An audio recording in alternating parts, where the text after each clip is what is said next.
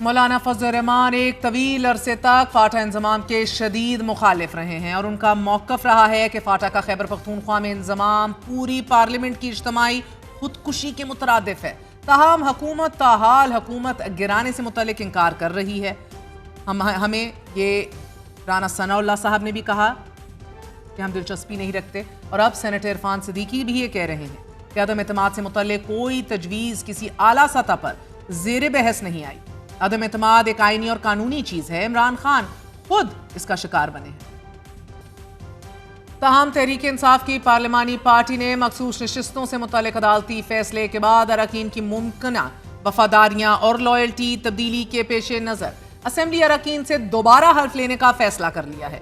ناظرین، جماعت کا اہم ترین اجلاس آج کسی بھی وقت متوقع ہے کہ جس میں قومی اور صوبائی اسمبلی کے تمام اراکین کو شرکت کی ہدایات جاری کی جائیں گی۔ اجلاس میں نہ صرف مخصوص نشستوں کے معاملے پر مشاورت کی جائے گی بلکہ خیبر پختونخوا اسمبلی کے 35 آزاد ارکان سے دوسری جماعت میں شامل نہ ہونے کا تحریری حلف بھی لیے جانے کا امکان ہے۔ تحریک انصاف نے اپنے حمایت یافتہ 4 ارکان قومی اسمبلی کی مسلم لیگ نون میں شمولیت کے معاملے پر اہم قدم اٹھانے کا بھی فیصلہ کر لیا ہے۔ 26ویں آئینی ترمیم کے موقع پر پارٹی پالیسی سے اختلاف کرنے والے 4 منحرف اراکین اسمبلی کے خلاف اسپیکر کو ریفرنس بھیجنے کا فیصلہ کیا گیا ہے۔ اراکین میں چودھری عثمان علی، مبارک زیب، اورنگزیب کچھی اور ظہور قریشی شامل ہیں۔ تحریک انصاف اس وقت بقا کی جنگ میں جس نہج پر کھڑی ہے، جماعت کے پاس آپشن کیا ہے؟ کیا جماعت کے سامنے معافی اور سیاست سے علیحدگی آج بھی یہی 2 راستے رکھے گئے ہیں؟ کیا جماعت ان 2 راستوں کا چناؤ کر سکتی ہے ایک ایسے وقت میں کہ جب وزیر اعلیٰ کو اپنی صفوں میں بھی مخالفت کا سامنا ہے اور یہ دھڑے بندی واضح طور پر اب ایک شکل اور فارم اختیار کرتی جا رہی ہے؟ یہ مالاکنڈ، پشاور، کے پی کے مختلف اضلاع سے منتشر گروپس متحرک ہو رہے ہیں۔ علی امین گنڈاپور اپنی حکومت بچانے کے لیے کس حد تک جا سکتے ہیں؟ جے یو آئی فے کتنی اہمیت کی حامل ہے؟ حافظ صاحب فرمائے دیجیے گا کہ کیا خیبر پختونخوا میں فی الحال تو جے یو آئی فے اور مولانا صاحب کا یہ موقف آیا ہے سامنے کہ وہ کسی بھی ایسی تبدیلی کا حصہ نہیں بننا چاہتے، لیکن اگر 27ویں ترمیم آئے جس کے اندر فاٹا کے انضمام کو ریورس کیا جائے تو آپ کو لگتا ہے کہ کہیں نہ کہیں گفت و شنید ہو سکتی ہے؟ آپ ہمیشہ جو ہے آف کورس ایک بڑی یونیک پوزیشن میں ہوتے ہیں، آج بھی ہیں۔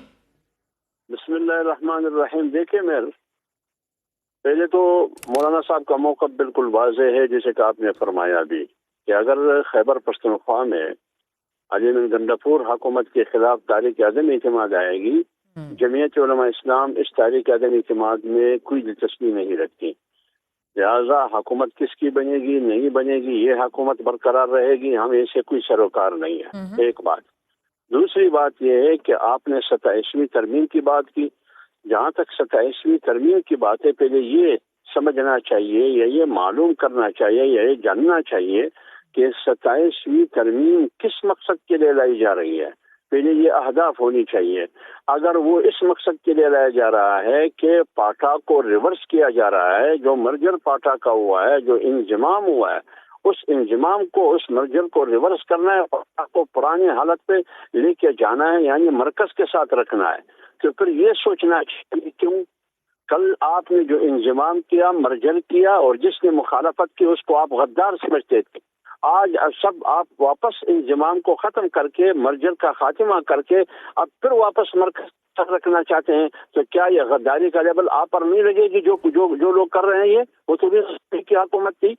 دوسری بات یہ کہ یہ معلوم ہونا چاہیے مہر، میری جو معلومات ہے وہ یہ ہے کہ خیبر پختونخوا میں ایک ایکٹ پاس ہونا تھا مائنز اور منرلز کا، یہ ایکٹ پاس ہونا تھا جیسے کہ بلوچستان اسمبلی سے پاس ہو چکا ہے، جس کا مقصد یہ تھا کہ خیبر پختونخوا اور پاٹھا میں جتنی بھی معدنیات ہے، جتنی بھی ذخائر ہے، جتنی بھی وسائل ہے، جتنی بھی مائنز ہے، اس کے اختیارات صوبے سے لے کے مرکز کو دینا ہے۔